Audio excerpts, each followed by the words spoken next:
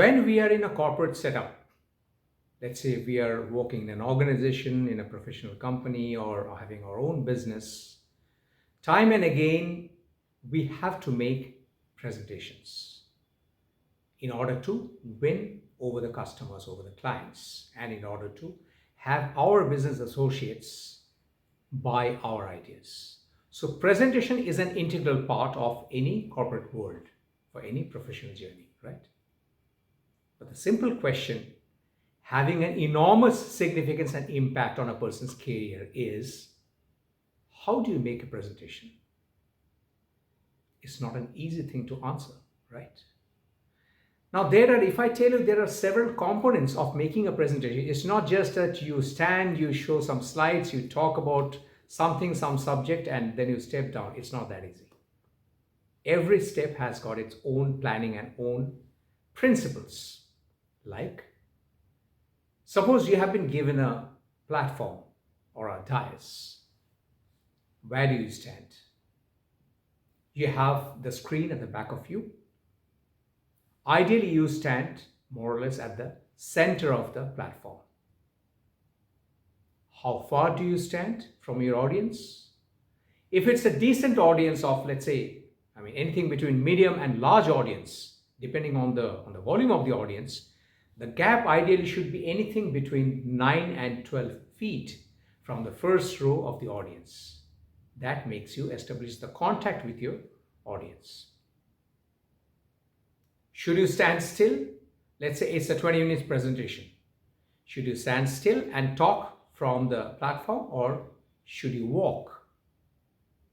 Human brain is wired in such a way that, naturally speaking, we always get attracted to a moving object. Something which moves immediately grabs our attention. So, in order to hold and retain the attention of your target audience, you should ideally walk, but not walk too fast, not walk to an extreme of the platform or the dais. You just walk maybe 3 to 4 feet on both sides, keeping the center, from the center on either sides, and in a slow, calm and composed pace as you speak, facing always the audience. Your head is turned always towards your audience. Where do you keep your hands? Do you keep your hands inside your pocket, inside your jacket pocket or trouser pocket? Never. Always show your hands and make hand gestures which help you emphasize what you want to speak, compliment that you are going to speak, and justify in order to display the non-verbal hand gestures.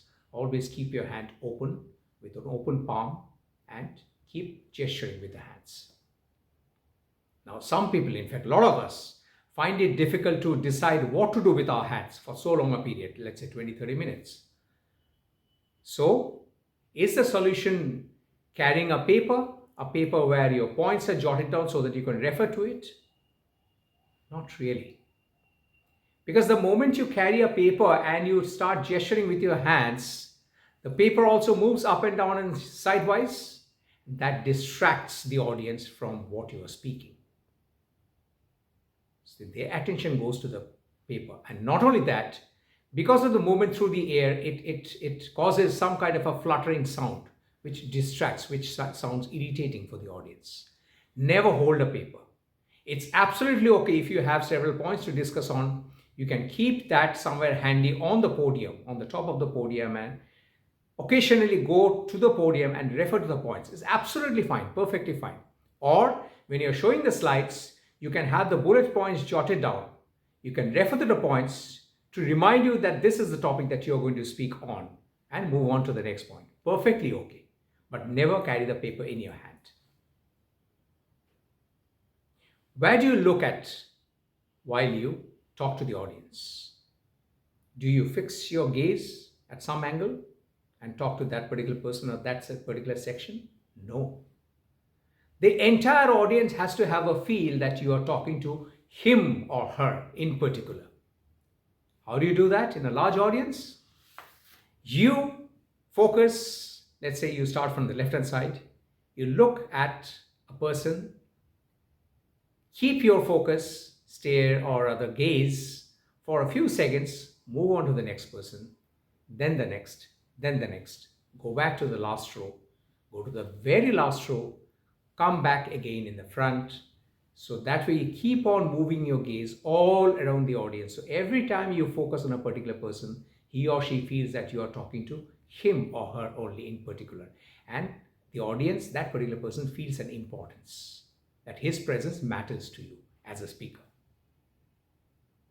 And the last one is, of course, when you are showing the slides, you have to refer to the points, the bullet points or the visual that you're showing on the slide. Where do you stand or how do you stand? Obviously, you have to turn to the back. Never do that. Even if you have to turn to the slide, first thing is never stand too close to the slide and try to show the points by your finger. Never do that.